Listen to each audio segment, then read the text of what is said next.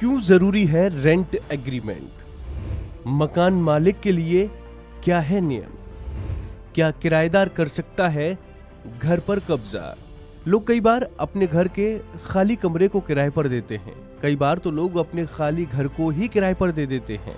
जब भी कोई मकान मालिक अपने घर के कमरे या फिर घर को किराए पर देता है तो फिर उसको एक डर हमेशा सताता रहता है कि कुछ साल रहने के बाद किराएदार उसके घर पर कब्जा ना कर ले। दरअसल ऐसा कहा जाता है कि अगर कोई किराएदार 12 सालों तक किसी प्रॉपर्टी में रहता है तो फिर वो उस पर मालिकाना हक का दावा कर सकता है। कई बार इसी तरह के मामले शायद आपने देखे भी होंगे। इसीलिए आपने देखा होगा कि जब भी मकान मालिक किराए पर अपना घर देता है तो रेंट एग्रीमेंट जरूर बनवा लेता है और ये बेहद अहम भी है। इससे किराएदार और मकान मालिक का दोनों को फायदा ही होता है। अब सवाल यह है कि आखिर ऐसा कौन सा नियम है जिस पर किराएदार मकान पर मालिकाना हक का दावा कर सकता है। तो फिर आइए जानते हैं कि किराएदार और मकान मालिक से जुड़े नियमों के बारे में। ये नियम उन लोगों के लिए बेहद अहम भी हैं जो अपने घर को किराए पर देते हैं।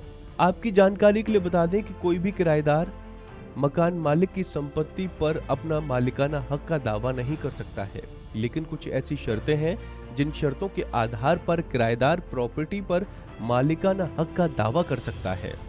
दरअसल अगर कोई किराएदार 12 साल से किसी घर में रह रहा है और मकान मालिक की तरफ से किराएदार को कोई रोक टोक नहीं है, तो फिर किराएदार को इस बात को साबित करना होगा कि 12 सालों से लगातार घर में उसका कब्जा है। कब्जा करने वाले किराएदार को टैक्स रसीद, प्रॉपर्टी डीड, गवाहों के एफिडेविट आदि की भी आवश्यकता होती है। अगर आप अपने घर को किराए पर दे रहे हैं तो फिर आपको मकान रेंट एग्रीमेंट बनवा लेना चाहिए। इतना ही नहीं, अपने मकान रेंट एग्रीमेंट को वक्त वक्त में रिन्यू कराते रहना चाहिए। ऐसे में ये आपको एक सबूत के तौर पर रहेगा कि आपने अपने प्रॉपर्टी को किसी दूसरे व्यक्ति को किराए पर दी है। ऐसी स्थिति में कोई भी किराएदार आपके घर पर मालिकाना हक का दावा नहीं कर सकता है। बता दें कि अगर कोई व्यक्ति है जिसने किसी प्रॉपर्टी पर 12 सालों तक कब्जा जमाए हुए है तो फिर कानून भी उसके साथ रहता है। यानी आप ये कह सकते हैं कि रेंट एग्रीमेंट आपके बहुत काम आ सकता है। आपको बता दें कि रेंट एग्रीमेंट के लिए 11 महीने का ही बनता है। इसके बाद फिर इसे रिन्यू कराना होता है।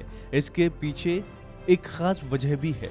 दरअसल रजिस्ट्रेशन एक्ट के तहत यदि किसी की प्रॉपर्टी को 12 महीने या उससे ज्यादा वक्त के लिए किराया या लीज पर दिया जाता है तो उस रेंट एग्रीमेंट या लीज एग्रीमेंट को रजिस्टर करवाना होता है, जिसके चलते इसी कागजी कार्यवाही और उसमें लगने वाले खर्चों से बचने के लिए मकान मालिक किराएदार का 11 महीना का ही किराया नामा बनाते हैं।